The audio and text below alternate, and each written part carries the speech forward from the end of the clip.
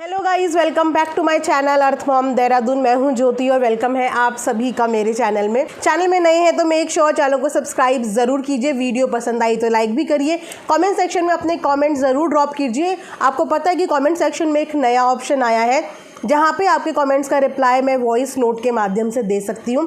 तो मैं कोशिश करूँगी कि आज मैं अपनी इस वीडियो के कमेंट सेक्शन में मैक्सिमम 5 और 10 मेरी प्यारी प्यारी यूट्यूब फैमिली, मेरे प्यारे प्यारे सब्सक्राइबर को वॉइस नोट में रिप्लाई कर पाऊँ।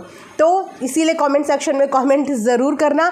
तो आज का रिएक्शन वीडियो वीडियो में आगे बढ़ने से पहले मैं आपको दिखाने वाली हूँ एक बहुत ही पॉजिटिव चीज़ जो मैंने इस दिवाली में ली थी। मैंने ली थी धूपदानी, जो कि इतनी अच्छी क्वालिटी की मेरे पास रिसीव हुई है।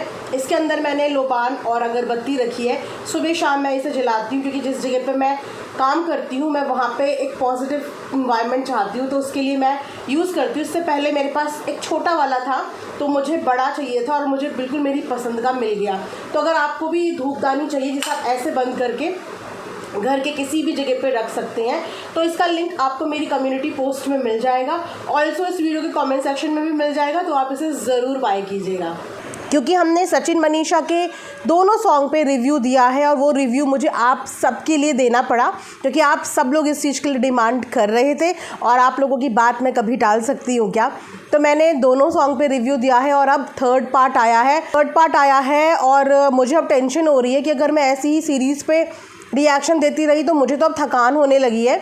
तो जगत भैया कहाँ पे इसका फुल स्टॉप है, मतलब और कितने पार्ट्स हैं और क्या क्या बचा है इस गाने में। तो गाइस, थर्ड वाले सॉन्ग पे जो आज आया है ऑन सोशल मीडिया पब्लिकली, आज ऑफिशियली आप लोगों को देखने को मिला है, आज रिव्यू उसी पे होगा। प्लस दिवाली की थकान इतनी ज़बरदस्त लगी हुई है ना, खैर ये थकान उन्हीं लोगों को लगेगी जिन्होंने दिवाली के टाइम पे काम किया होगा। एंड ट्रस्ट मी, इस दिवाली मैंने बहुत काम किया, इसीलिए मेरी वीडियोस ना बहुत ज़्यादा इस बार हो गई डिस्टर्ब। वरना मैं इससे पहले वाली दिवाली और उससे पहले वाली दिवाली में बैकअप में वीडियोस बना के रखी हुई थी, बट इस दिवाली मैंने बहुत काम किया और अब दिवाली ख़त्म होने के बाद बदन तोड़ नींद आ रही है। मतलब नींद भी आ रही है ना, तो इतना बॉडी एक हो रहा है जैसे कि पता नहीं कितने पत्थर तोड़ के हम आए होंगे।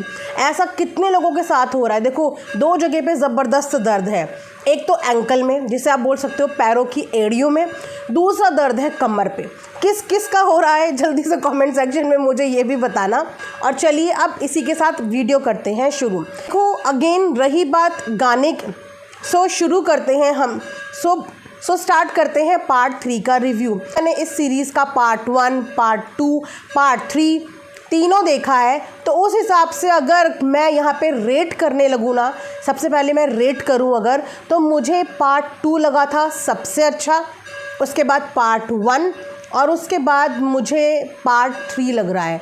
यानी कि मेरी एक्सपेक्टेशंस थोड़ा सा हाई थी क्योंकि जब मैंने पार्ट 2 देखा तो गाना मुझे बहुत खूबसूरत लगा, म्यूज़िक बहुत कनेक्टिंग लगा क्योंकि उस गाने में अलग अलग शॉट्स थे, अलग अलग चीज़ें दिखाई जा रही थी, तो इंटरेस्ट बढ़ रहा था।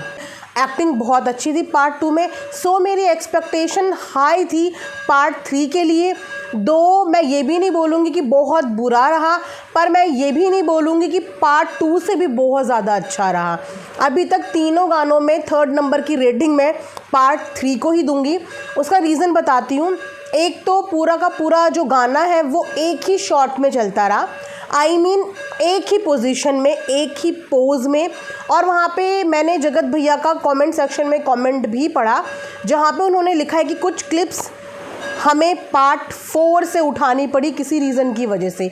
तो या तो इनकी क्लिप्स मिस हुई हैं या हो सकता है डिलीट हुई हो या कुछ ना कुछ ग्लिच हुआ है, क्योंकि आप भी नोटिस करना कि सारा का सारा शूट एक ही जगह पे है ना। इस वजह से थोड़ा सा क्या होता है ना कि जब पूरा सॉन्ग हम देखना और सुनना पसंद करते हैं तो उस सॉन्ग को कनेक्टिंग बनाने के लिए अलग अलग जगह के थोड़े थोड़े शॉट्स लेके एक पूरा गाना कंप्लीट किया जाता है। अब मुझे याद आ रहा है कि मनीषा ने एक लाइव में बोला था कि ठंडे पानी में खड़े खड़े ठंड लग गई थी। वो शायद इसी वाले शॉट की बात कर रही थी क्योंकि ये पानी के अंदर खड़े होने वाला शॉट था और इसी में उसे बहुत स्ट्रगल हुआ था कि वो बोल रही थी कि ठंडे पानी में खड़े खड़े पैर भी अकड़ने लग गए थे, तो ये वही वाला होगा। प्लस अगर बात करूँ म्यूज़िक की, देखो गाना तो बहुत अच्छा है, अगेन लिरिक्स मुझे समझ में नहीं आई, लेकिन मुझे इससे ज़्यादा अच्छा पार्ट 1 और पार्ट 2 का म्यूज़िक लगा, क्योंकि मैं म्यूज़िक से ही कनेक्ट कर पा रही हूँ। और मेरे जैसे और भी बहुत सारे लोग होंगे जिन्हें लिरिक्स समझ में नहीं आ रही होगी, जो म्यूज़िक से ही कनेक्ट कर पा रहे हैं और स्टोरी लाइन से कनेक्ट कर पा रहे हैं। तो यहाँ पे देखो लिरिक्स तो ऑलरेडी मुझे समझ में नहीं आ रही थी, लेकिन थोड़ा सा म्यूज़िक भी मुझे दोनों सॉन्ग से कंपैरिजन में उतना मतलब वाव नहीं लगा जितना मुझे बाकी का लगा। रही बात एक्टिंग की, तो एक्टिंग में तो जो सिंगर है और जो मनीषा है, उन्होंने बहुत ही बेहतरीन, कहते हैं ना, बहुत ही बेहतरीन एक्टिंग करी है। और जगत भैया भी मैं बोल ही रही हूँ कि इम्प्रूवमेंट की तरफ है, उनका ग्राफ डाउन नहीं जा रहा है, एक्टिंग में उनका ग्राफ धीरे धीरे अप जा रहा है। लेकिन पूरे के पूरे गाने की जो लाइमलाइट बटोरी, वो मैं ये कह सकती हूँ कि मनीषा ने और सिंगर ने बटोरी है। यहाँ पे अगर बात करूँ मैं डांसर भैया की एक्टिंग की भी, तो डांसर भैया की भी ये वाली एक्टिंग, पार्ट 3 वाली एक्टिंग मुझे उतनी ज़बरदस्त नहीं लगी जितनी ज़बरदस्त मुझे उनकी पार्ट 1 वाली एक्टिंग लगी थी। उस समय पे वो एक्चुअली साउंड कर रहे थे एक सड़ू बॉस वाला, लेकिन अब जब डायलॉग डिलीवरी वाला एक्ट होता है ना, क्योंकि डायलॉग डिलीवरी एक्ट भी गाइस हर किसी पे सूट नहीं करता। कभी कभी हम एज अ पर्सनालिटी तो बहुत स्ट्रॉन्ग लगते हैं, मतलब बिना लिपसिंग के या नॉर्मल लिपसिंग के, जब तक हमारी खुद की आवाज़ ना आए हम बहुत स्ट्रॉन्ग लगते हैं, लेकिन डायलॉग डिलीवरी भी बहुत इंपॉर्टेंट होती है। तो यहाँ पे जो डायलॉग डिलीवरी थी डांसर भैया की, वो बॉसी साउंड नहीं कर रही थी, क्योंकि देखने में भी वो थोड़े छोटे से लगते हैं। जब वहाँ पे कोट वोट सूट वूट डाला था, चेयर में बैठे थे, तो वहाँ पे बॉस वाला उनका गेटअप लग रहा था, लेकिन इस वक्त पे वो थोड़ा लड़के टाइप ही लग रहे थे, यू नो, बॉस वाला ऑरा नहीं लग रहा था उनका। प्लस डायलॉग डिलीवरी भी उतनी दमदार नहीं थी, मतलब कि बॉसी साउंड करे। यहाँ पे जो सिंगर है उनका भी वॉइस मॉड्यूलेशन और डायलॉग डिलीवरी अच्छी थी। यहाँ पे जगत भैया की भी इनफैक्ट डायलॉग डिलीवरी अच्छी थी, लेकिन यहाँ पे मुझे डांसर भैया के थोड़ा सा डायलॉग डिलीवरी वीक लगी। और पिक्चर जो आगे चली, आई मीन स्टोरी लाइन जो आगे चली, वो ये चली कि उनकी जो वाइफ ओटी में थी और उनका बेबी डिलीवर हो गया, और बेबी और मम्मा दोनों के दोनों सेफली बाहर आ गए, क्योंकि उस समय पे छठी मैया का पर्व चल रहा था, उनका व्रत चल रहा था। तो उनको इस बात का रियलाइजेशन हो गया कि मैंने किस चीज़ के लिए अपने एम्प्लॉयज़ को मना किया। और जब हमारे घर पे विपदा पड़ती है, परेशानियाँ पड़ती है, बोलते हैं ना, जब दवा काम नहीं करती तो दुआ काम करती है। हर इंसान, चाहे वो कितना पढ़ा लिखा हो, चाहे वो कितना मॉडर्न हो, चांद तक पहुंच जाए, लेकिन जब दवा काम नहीं करती तो वो भगवान के आगे, या वो जिस भी रिलीजन से बिलोंग करता हो, वो उनके आगे झुकता ज़रूर है, ज़रूर झुकता है। कितना पैसे वाला हो, कितना मॉडर्न हो, कैसा भी इंसान हो। तो यहाँ पे वो जो सड़ू बॉस थे, उनको इस बात का रियलाइजेशन हुआ कि आज जब डॉक्टर्स वगैरह ने बोला था कि एक सीरियस केस हो चुका है, लेकिन उसके बाद भी उनका बेबी सही सलामत आ गया, तो उनको जो पहला चीज़ ध्यान आया वो छठी मैया का ध्यान आया कि जिनके लिए छुट्टी देने के लिए मैंने अपने एम्प्लॉयज़ को मना किया था, सबसे पहला ध्यान इसी चीज़ का आया और उन्होंने अपनी गलती को रेक्टिफाई किया, अपनी गलती को सुधारा और अपने उन एम्प्लॉयज़ को जिनकी छुट्टी कैंसिल करते हुए उन्होंने निकाल दिया था, उनको ही कॉल करके वापस से रीजॉइनिंग का ऑफ़र दिया। यहाँ पे हाँ, अगर मैं स्टोरी लाइन की बात करूँ तो स्टोरी लाइन से हमें, मॉरल ऑफ द स्टोरी, हमें ये शिक्षा मिलती है कि कभी भी किसी की बिलीव्स का मजाक नहीं बनाना चाहिए। और दूसरी शिक्षा ये मिलती है कि जब हमें अपनी गलती का एहसास हो जाए तो हमें अपनी गलती माननी चाहिए, अपनी उस गलती का पश्चाताप करना चाहिए, जो कि उसने किया। गलती हुई, उसका पश्चाताप किया, अपने एम्प्लॉयज़ को दोबारा से बुलाया और छठी मैया के व्रत का महत्व समझाने की यहाँ पे कोशिश करी। लोगों की आस्था जो छठी मैया के प्रति है वो समझाने की कोशिश करी कि कभी भी किसी की आस्था का अपमान मत करो। आप चाहे कितने सुपर बॉस या कितने भी ऊपर पहुंच जाओ, लेकिन कभी भी किसी की आस्था का अपमान नहीं करना चाहिए।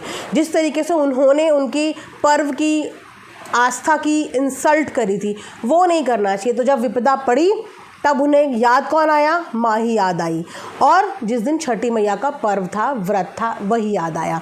रही बात कमेंट सेक्शन में, तो कमेंट सेक्शन में अगेन बहुत ही पॉजिटिव रिस्पांस है, और पॉजिटिव रिस्पांस इसीलिए भी है क्योंकि लोगों की आस्था इतनी ज़्यादा है छठी मैया के लिए, इस छठ पर्व के लिए, कि वो इसी चीज़ से खुश हैं कि एक बहुत ब्यूटीफुल, एक बहुत ही यूनिक स्टोरी लाइन उनके सामने आई है, जिसमें उनके फेवरेट कलाकार अपनी कला का प्रदर्शन कर रहे हैं और जिस मनीषा को जिस रूप में ऑडियंस देखना चाहती है वो वैसा कर रही है।